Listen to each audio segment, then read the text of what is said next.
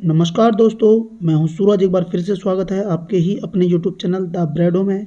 और आज मैं अपने चैनल में कई समय बाद एक नई वीडियो डाल रहा हूं और आशा करूंगा ये वीडियो आपको काफ़ी अच्छी लगे दोस्तों। अभी आप जानते हैं हाल ही में यूजीसी नेट के एग्ज़ाम चल रहे हैं और हिंदी साहित्य का लगभग एग्ज़ाम हो भी चुका है दोस्तों। तो मैंने सोचा कि क्यों ना मैं अपने नोट्स भी डालूं, जो बच्चे या जो भी भाई बहनें जो तैयारी कर रहे हैं, थोड़ा सा असमंजस है उनको पुस्तकों को लेकर, नोट्सों को लेकर कि कैसे नोट्स बनाएं, कौन सी पुस्तकों का हम चयन करें दोस्तों। तो उन्हीं के लिए मैंने ये वीडियो डाली है। अगर आप इन पुस्तकों का यकीनन चयन करते हैं, क्योंकि जब हम तैयारी करते हैं तो ये बहुत बड़ा प्रश्न होता है, एक आम प्रश्न होता है और साथ में बहुत ही बड़ा प्रश्न भी होता है दोस्तों कि हम किस पुस्तक का चयन करें अपनी तैयारी को करने के लिए दोस्तों। तो यकीनन अगर आप इन पुस्तकों का चयन करते हैं, जिन पुस्तकों का मैं नाम बता रहा हूं आपको, तो आपकी तैयारी काफ़ी अच्छी हो सकती है दोस्तों। तो इसमें देखो, सबसे पहले जो मैंने पुस्तकें ली हुई है, मैंने 4 पुस्तकों का चयन कराया हुआ है दोस्तों अपने नोट्स को बनाने में दोस्तों। 4 बुक ये लगाई हुई हैं, साथ में एक यूट्यूब चैनल भी है जिसको मैंने अपने नोट्स में प्रयोग किया था दोस्तों। तो सबसे पहले देखो, हम बात करते हैं किसकी, कि सबसे पहले जो मुझे एक पुस्तक पसंद आई थी वो थी हिंदी भाषा एवं साहित्य का वस्तुनिष्ठ इतिहास दोस्तों। ये पुस्तक वन लाइनर में है, लेकिन बहुत ही अच्छी बुक है। अगर आप इससे करते हैं और प्रीवियस ईयर के पेपर पढ़ते हैं और बाकी की 2-4 जो यूनिटें बचती हैं उनको अगर कर लेते हैं तो यकीनन आपकी तैयारी काफ़ी ज़्यादा अच्छी हो सकती है दोस्तों। उसके बाद दूसरे नंबर पे मैं बताना चाहूँगा कि आप मनोज मिश्रा की एक पुस्तक है हिंदी साहित्य का सरल एवं संक्षिप्त इतिहास दोस्तों। ये भी काफ़ी अच्छी पुस्तक मानी जाती है। तीसरे नंबर पे है आपकी यूजीसी नेट की दृष्टि वालों की। तो दृष्टि का तो नाम आपने सुना ही होगा, काफ़ी अच्छी पुस्तकें हैं। और चौथे नंबर पे मैंने प्रयोग करी हुई है प्रतियोगिता साहित्य की। अब देखो दोस्तों, इन 4 पुस्तकों का प्रयोग करने का मेन कारण क्या था, मैं तुम्हें बता देता हूं। देखो, ये जो 2 बुकें हैं ये 10 की 10 यूनिटें कवर नहीं करती हैं, 10 यूनिटें कवर नहीं करती हैं दोनों दोस्तों। ये सिर्फ 3 से 4 यूनिटें ही कवर करती थी, लेकिन ये जो 2 बुकें हैं ये पूरी 10 की 10 यूनिटें कवर करती हैं। तो इसीलिए मैंने इन 2 बुकों को भी लगाया हुआ है दोस्तों। साथ में मैं आपको बता रहा था कि जो मैंने एक यूजीसी नेट के लिए हिंदी साहित्य के लिए एक यूट्यूब चैनल देखा था, वो ये रहा चैनल दोस्तों। अगर आप यूट्यूब पर सर्च मारते हैं, पुल की वर्ल्ड नाम से चैनल है एक, काफ़ी अच्छा। अगर हिंदी साहित्य को मैं मानता हूं कि किसी ने इतना अच्छे तरीके से, इतने आसान तरीके से किसी ने समझाया तो वो पुल की मैम का चैनल है। तो इनका अगर आप इनकी वीडियो देखते हैं तो यकीनन आपके भी काफ़ी अच्छी ज़्यादा मदद हो जाएगी दोस्तों। लेकिन कई समय से मैम ने वीडियो डालनी बंद कर दी थी, लेकिन अब फिर से मैम ने 5000 क्वेश्चन वाली सीरीज दोबारा से शुरू कर दी है दोस्तों। देखो, 5000 क्विज हिंदी साहित्य में 8वीं वीडियो है ये। तो इनके भी क्वेश्चन या इनकी भी जो वीडियो है मैम की, वो भी आपको काफ़ी ज़्यादा हेल्पफुल होंगी दोस्तों। तो मैं चलता हूँ अपने नोट्स की तरफ। मेरे नोट्स में मैं आपको बता रहा हूँ कि किन पुस्तकों का 4 बुक का संकलन है, साथ में उस यूट्यूब चैनल से भी मैंने बहुत कुछ इसमें अपने नोट्स में जोड़ा है दोस्तों। तो यकीनन अगर आप इन नोट्स से पढ़ते हैं, उसके बाद जो मैं आदिकाल, भक्तिकाल, रीतिकाल के क्विज लगाऊंगा दोस्तों, 1000 से 2-2, 3-3 हज़ार क्विज लगा के चलेंगे हम। कम से कम 1000 क्विज तो हम लेके चलेंगे एक काल के। तो आप खुद देखेंगे कि आपको इस नोट्स से कितनी ज़्यादा हेल्प मिली है दोस्तों, और आपको अब इन नोट्सों का सारा लेकर कैसा फील हो रहा है। तो यकीनन अगर जो भी आप नए हैं दोस्तों मेरी वीडियो में, तो मेरी वीडियो को आप लाइक कर सकते हैं, मेरे चैनल को आप सब्सक्राइब कर सकते हैं और कमेंट जरूर करेंगे दोस्तों। तो प्लीज़ मैं आपको हाथ जोड़ कर बोल रहा हूँ कि आप मेरी वीडियो पर लाइक तो दोस्तों कर ही दीजिए। तो अब देखो, सबसे पहला देखो एक चीज आ रही है, हिंदी साहित्य का इतिहास दोस्तों। क्या आ रहा है? हिंदी साहित्य का इतिहास। इतिहास की परिभाषा देखते हैं हम सबसे पहले। इतिहास की परिभाषा क्या होती है? देखो, इतिहास का शाब्दिक अर्थ होता है ऐसा ही था या ऐसा ही हुआ दोस्तों। इतिहास की परिभाषा क्या थी कि इतिहास का शाब्दिक अर्थ होता है ऐसा ही था या ऐसा ही हुआ। इतिहास का संबंध अतीत से होता है, अतीत मतलब जो बीत चुका है, अतीत से होता है। इसके अंतर्गत केवल वास्तविक या यथार्थ घटनाओं का ही समावेश होता है। यथार्थ मतलब जो सामने में दिख रहा होता है दोस्तों, और वास्तविक मतलब जो सच है, सच और जो दिखता है हमें उसी घटनाओं का ही समावेश होता है दोस्तों। जब हम हिंदी साहित्य की लेखन पद्धति पढ़ेंगे दोस्तों, तो वहां पे हमें वैज्ञानिक पद्धति आएगी जिसमें सेम यही लाइनें हमें देखने को मिलेंगी दोस्तों। आगे बढ़ते हैं साहित्य की परिभाषा की तरफ को। तो बात करते हैं किसकी तरफ, साहित्य की। तो साहित्य में क्या परिभाषा बनती है साहित्य की, मनुष्य के सामाजिक और सांस्कृतिक जीवन का विश्लेषण ही क्या है, साहित्य है। मनुष्य के सामाजिक एवं सांस्कृतिक जीवन का विश्लेषण ही साहित्य कहलाता है। विश्लेषण का मतलब समझ रहे हैं आप, विश्लेषण और संश्लेषण मतलब तो छोटी छोटी चीजों को फैलाया जाए, एक प्रकार से उनका विश्लेषण किया जाए, उनके बारे में चर्चा की जाए, तो वो विश्लेषण कहलाया जाता है। और साथ में वही चीजें जब हम एक साथ इकट्ठा करके रख लेते हैं अपने पास, वही क्या कहलाती है, संश्लेषण कहलाती है दोस्तों। तो दूसरी चीज देखेंगे, एक सिंपल सी परिभाषा देखेंगे, बहुत बड़ी परिभाषा है और ये कई बार एग्जाम में बन चुकी है, रामचंद्र शुक्ल के द्वारा लिखी गई है। शुक्ल के अनुसार प्रत्येक देश का साहित्य वहां की जनता की चित्तवृत्तियों का संचित प्रतिबिंब होता है। प्रत्येक देश का साहित्य वहां की जनता की चित्तवृत्ति का संचित प्रतिबिंब होता है। जनता की चित्तवृत्ति में परिवर्तन के साथ साथ साहित्य के स्वरूप में भी परिवर्तन होता है दोस्तों। मतलब एक चीज समझ रहे हैं आप कि साहित्य के स्वरूप में परिवर्तन कब होगा, साहित्य के स्वरूप में परिवर्तन कब होगा, जब जब क्या होगा, चित्तवृत्ति में परिवर्तन होगा। साहित्य के स्वरूप में परिवर्तन होगा मतलब कि जब चित्तवृत्तियों में, मनुष्य के दिल में जो भी चित्त में परिवर्तन होगा तो साहित्य के स्वरूप में भी परिवर्तन हो जाएगा। मतलब ये एक साहित्य और मनुष्य की चित्तवृत्तियों से ऐसा जुड़ा हुआ है, जैसे कि सपोज आप, अब मैं आपको एक एग्जांपल देता हूं, हम लोग गाने कब सुनते हैं, जैसे कि हम मान लो सैड होते हैं तो हम सैड गाने सुन रहे होते हैं, उस समय पे कभी हम रोमांटिक सॉन्ग नहीं सुनेंगे। मतलब कहने का क्या मतलब है, ऐसे लव वाले सॉन्ग नहीं सुनेंगे जिस समय पे हम सैड हैं, या ब्रेकअप हमारा हो जाएगा तो हम कैसे गाने सुनेंगे, सैड वाले गाने सुनेंगे, क्योंकि कहीं ना कहीं जो गाने होते हैं वो भी हमारी चित्तवृत्ति से क्या है, जुड़े हुए हैं। वहीं पर हम जब खुश होते हैं तो हम लव सॉन्ग सुनते हैं, रोमांटिक सॉन्ग सुनते हैं, तो मतलब जो गाने का संबंध है वो भी हमारे दिल से जुड़ा हुआ है। तो उसी प्रकार से जो साहित्य होता है वो भी मनुष्य की चित्तवृत्तियों से, समाज से दोस्तों जुड़ा हुआ होता है दोस्तों। तो अब मैं बात करता हूं इतिहास लेखन के प्रति भारतीय दृष्टिकोण कैसा है दोस्तों। तो इतिहास लेखन के प्रति भारतीय दृष्टिकोण कैसा है, याद रखेंगे आप लोग, आदर्श मूलक एवं अध्यात्मवादी है। तो भारत का जो दृष्टिकोण था इतिहास लेखन के प्रति आदर्श मूलक और अध्यात्मवादी था दोस्तों। अब हम बात करेंगे इतिहास लेखन, साहित्य इतिहास की लेखन पद्धतियां क्या दोस्तों, साहित्य इतिहास की लेखन पद्धतियां, हमें पता है कि हिंदी साहित्य के इतिहास लेखन की कितनी पद्धतियां होती हैं, 4 पद्धति। हिंदी साहित्य के इतिहास लेखन की कितनी पद्धतियां हैं, 4 पद्धतियां दोस्तों मुख्य मानी जाती है, जिसमें सबसे पहली कौन सी है, सबसे पहली मानी जाती है वर्णानुक्रम पद्धति। कौन सी पद्धति, वर्णानुक्रम पद्धति। दूसरी पद्धति का क्या नाम है, काल क्रमानुसार या काल क्रमानुक्रम पद्धति। तीसरे नंबर पे कौन सी है, वैज्ञानिक पद्धति। चौथे नंबर पे कौन सी है, विधेयवादी पद्धति। हालांकि हम इन पद्धतियों को एक एक करके जरूर पढ़ेंगे, लेकिन हम इतना मैं आपको बता देता हूं, वर्णानुक्रम पद्धति से हिंदी साहित्य की जो लिखने की शुरुआत करी थी सर्वप्रथम, वो गारसादा तासी ने और शिव सिंह सेंगर ने करी थी। वर्णानुक्रम पद्धति से हिंदी साहित्य का जो लेखन की शुरुआत करी थी दोस्तों, वो गारसादा तासी और शिव सिंह सेंगर ने करी थी।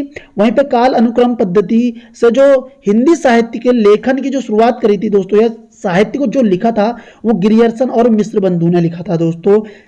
तीसरे नंबर पर आता है वैज्ञानिक पद्धति। यहाँ पे देखो सिर्फ हजारी लिखा हुआ है, तो वैज्ञानिक पद्धति का जो प्रयोग हिंदी साहित्य को जो लेखन में किया गया था वो हजारी प्रसाद द्विवेदी द्वारा किया गया था दोस्तों।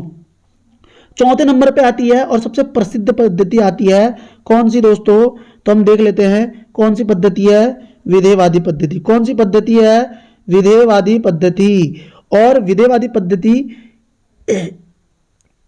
से हिंदी साहित्य का इतिहास लेखन किसने लिखा है, रामचंद्र शुक्ल ने। साथ में इस विधेयवादी पद्धति की जो शुरुआत करी थी वास्तविक रूप से इसका कोई जन्मदाता जो माना जाता है वो है तैन। तो विधेयवादी पद्धति के जो जन्मदाता माने जाते हैं वो किसको माना जाता है? तेन को माना जाता है दोस्तों। अब हम आगे बढ़ते हैं, एक एक करके इन पद्धति को पढ़ के चलेंगे। सबसे पहले किसकी बात करेंगे हम? वर्णानुक्रम पद्धति की। किस पद्धति की? वर्णानुक्रम पद्धति। वर्ण अनुक्रम मतलब क्या होता है कि वर्ण के अनु मतलब होता है पीछे से, और क्रम मतलब पीछे से, वर्णों के पीछे पीछे चलना, मतलब कि A B C D E. जैसे कि एक हम डिक्शनरी पढ़ते हैं तो वहां पे सारे वर्ड जो वर्ड होते हैं, सॉरी, ए वाले होंगे, फिर बी, फिर सी। तो ठीक उसी प्रकार से इसमें क्या बोल रहा है? इसमें रचनाकारों की, इसमें सॉरी एक मिनट, इसमें रचनाकारों की, एक मिनट माफी चाहूंगा, इसमें रचनाकारों का विवरण उनके नाम के प्रथम वर्ण के क्रम से दिया जाता है। उनके नाम के प्रथम नाम के प्रथम वर्ण के क्रम से दिया जाता है। उदाहरण के लिए कणप्पा, कबीर, केशवदास, कुंवर नारायण। तो दोस्तों देखा जाए तो कणप्पा आदिकाल का है, कबीर भक्ति काल के थे, केशवदास रीतिकाल के हैं, कुंवर नारायण आधुनिक काल के हैं। लेकिन इन सब का नाम क से शुरू हो रहा है, इसीलिए इन्होंने क्या करा है? इसको सबको एक साथ जोड़ दिया है। तो ये एक साहित्य को जो लिखा जाता है उस दृष्टि से ना मानकर, एक प्रकार से ये आपको ऐसा नहीं लग रहा जैसे कि डिक्शनरी लिखी हो या शब्दकोश लिखा हो दोस्तों। तो देखो ये साहित्य लेखन, जो इतिहास का साहित्य लेखन माना गया पद्धति में, इसको फेल माना गया दोस्तों। फेल माने जाने का कारण क्या रहा? असफल माने जाने का कारण क्या रहा था कि यह साहित्य लेखन की दृष्टि से पद्धति साहित्य लेखन नहीं लग रहा, ऐसा लग रहा है जैसे शब्दकोश लेखन हो। कहने का क्या मतलब है? राइटरों का, जो कवि थे, जो लेखक थे, उनके लिए उनके नाम से उनका शब्दकोश नजर आ रहा है हमें।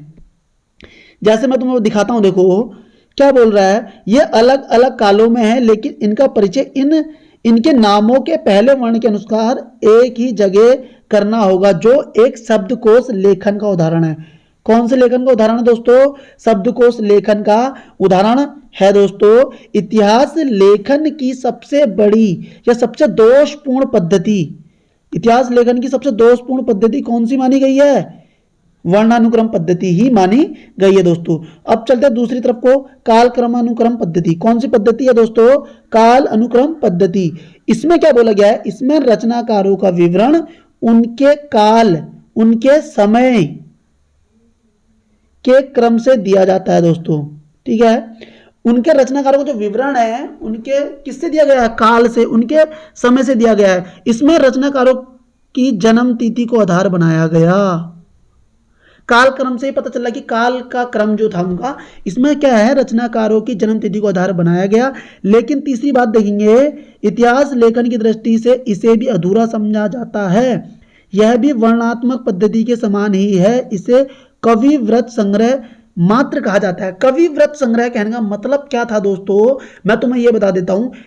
जब हम साहित्य पढ़ते हैं तो उसमें मानव की चित्तवृत्ति का प्रतिबिंब होता है। रामचंद्र शुक्ल जी ने क्या बोला था कि साहित्य क्या? मानव की चित्तवृत्ति का संचित प्रतिबिंब है। लेकिन यहां पे जो साहित्य लिखा गया है, इनमें सिर्फ इन राइटरों के बारे में लिखा गया था और इनके जन्म तिथि के बारे में लिखा गया है दोस्तों। तो इन्होंने जो लिखा हुआ है वो इनके साहित्य से संबंधित था ही नहीं, कि जो समाज में क्या चल रहा है उससे उनका पता चल ही नहीं रहा। उससे सिर्फ इतना पता चलता है कि कौन से राइटर ने क्या चीज लिखी, कौन से राइटर ने क्या चीज लिखी। तो इसलिए ये भी क्या हो गई? एक प्रकार से फेल मानी गई दोस्तों। लेकिन इसमें देखो क्या बोल रहा है, जॉर्ज गिरियर्सन और मिश्र बंधु, जॉर्ज गिरियर्सन और मिश्र बंधु ने इस पद्धति का प्रयोग किया था। किसका? काल अनुक्रम पद्धति का प्रयोग किसने किया था? जॉर्ज गिरियर्सन और मिश्र बंधु ने। तो साथ में हम एक चीज आपको और बता देते हैं कि ये जो चले गई है कौन सी? वर्णानुक्रम पद्धति। कौन सी पद्धति दोस्तों? तो वर्णानुक्रम पद्धति में कौन कौन थे? एक तो थे तासी, एक थे शिव सिंह सेंगर। शिव सिंह सेंगर और गारसादास तासी ने वर्णानुक्रम पद्धति का प्रयोग किया दोस्तों। तीसरे नंबर पर कौन सी पद्धति आ रही है? देखो वैज्ञानिक पद्धति। कौन सी पद्धति आ रही है आपकी? वैज्ञानिक पद्धति। लेकिन इसमें देखो सबसे बड़ी बात क्या बोली गई है? वैज्ञानिक पद्धति में इतिहास लेखक पूर्णतः निरपेक्ष एवं तटस्थ रहकर तथ्य संकलन करता है और उन्हें क्रमबद्ध व व्यवस्थित रूप में प्रस्तुत कर देता है। पद्धति में दोष क्या? देखो जबकि इसमें देखो सही बात लिखी गई है, लेकिन फिर भी इस पद्धति में दोष माना गया है। क्या दोष माना गया है? तो इसके बारे में मैं आपको बता के चलता हूं दोस्तों। इतिहास तथा तथ्य संकलन मात्र ना होकर व्याख्या और विश्लेषण, किसी भी जो साहित्य होता है उसमें उसका व्याख्या और विश्लेषण की अपेक्षा या उम्मीद या आशा भी करता है दोस्तों साहित्य। लेकिन इसमें क्या था कि इसमें जो था तथ्यों को एकदम सटीक तरीके से रख दिया गया, बस तथ्यों को रख दिया, उसका ना ही विश्लेषण हुआ है, ना ही संश्लेषण हुआ है, ना ही उसकी अच्छी तरीके से व्याख्या की गई दोस्तों। इसीलिए वैज्ञानिक पद्धति को भी फेल माना जाता है। लेकिन हजारी प्रसाद द्विवेदी ने इस पद्धति द्वारा ही हिंदी साहित्य का लेखन की शुरुआत करी थी दोस्तों। चौथे नंबर पे देखो क्या आ रही है, चौथे नंबर पर आ रहा है विधेयवादी पद्धति दोस्तों। विधेयवादी पद्धति के लेखक या हम कह सकते हैं कि फ्रेंच विद्वान तेन ने इस सुव्यवस्थित सिद्धांत के रूप में स्थापित किया। फ्रेंच विद्वान तेन ने इसे सुव्यवस्थित सिद्धांत के रूप में स्थापित किया। तेन ने इस पद्धति को 3 शब्दों के माध्यम से स्पष्ट किया दोस्तों। यह क्वेश्चन बार बार बनता है, इस क्वेश्चन को बार बार बनाया जाता है कि तेन ने इस पद्धति में, विधेयवादी पद्धति में कितने शब्दों के माध्यम से स्पष्ट किया था। तो 3 शब्द थे। सबसे पहले था जाति, दूसरे नंबर पे है वातावरण, दूसरे नंबर पे क्या है वातावरण, और तीसरे नंबर पे क्या है क्षण विशेष। दोस्तों तेन ने जो साहित्य पद्धति, जो भी साहित्य लिखा था विधेयवादी पद्धति के माध्यम से, उसमें उन्होंने 3 बातों का जिक्र किया था, जाति, वातावरण और क्षण विशेष। याद रखिएगा रामचंद्र शुक्ल जी की जो परिभाषा है वो इसी से संबंधित है।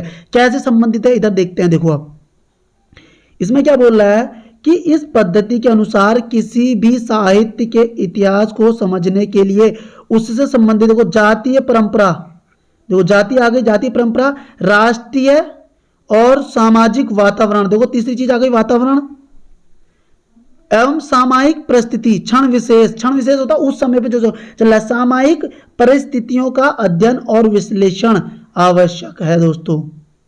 ठीक है, अब दूसरी चीज देखते हैं, सबसे मेन चीज इसमें क्या बोल रहा है, हिंदी में सर्वप्रथम इस पद्धति का प्रयोग किसने किया था।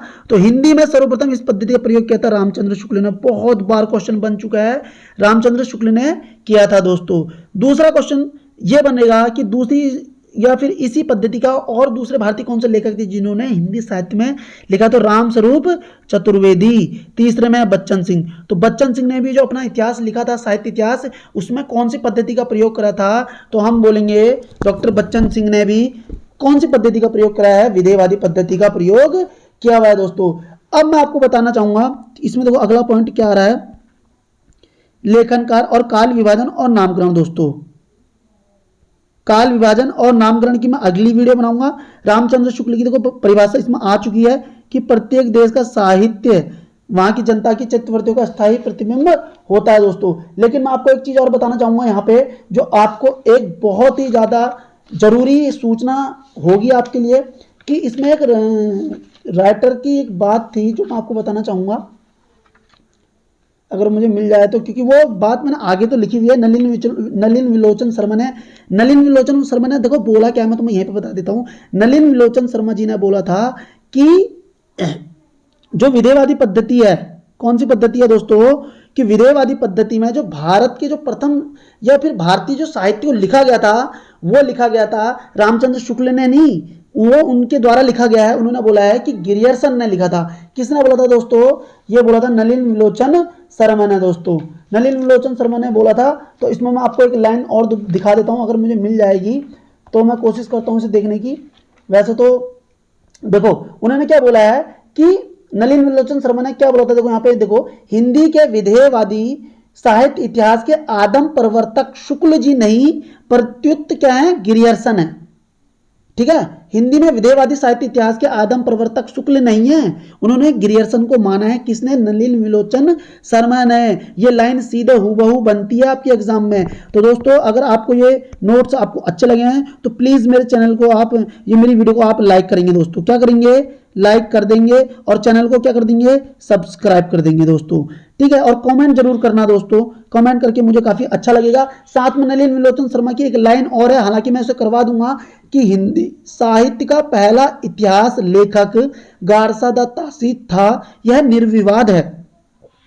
यह बात किसने बोली है, तो क्वेश्चन आता है कि नलिन विलोचन शर्मा द्वारा बोली गई है कि हिंदी साहित्य का पहला इतिहास लेखक गारसा दा तासी हैं, यह निर्विवाद है दोस्तों। तो आशा करता हूं ये वीडियो आपको अच्छी लगी होगी। अगर ये वीडियो आपको अच्छी लगी है, दी गई जानकारी आपको अच्छी लगी है, तो प्लीज़ मेरे चैनल को आप मेरी वीडियो को आप लाइक करेंगे, मेरे चैनल को सब्सक्राइब करेंगे, प्लीज़ प्लीज़ प्लीज़ कमेंट जरूर करेंगे दोस्तों। तो मिलते हैं कल दूसरी वीडियो में और नई वीडियो के साथ। Thank you.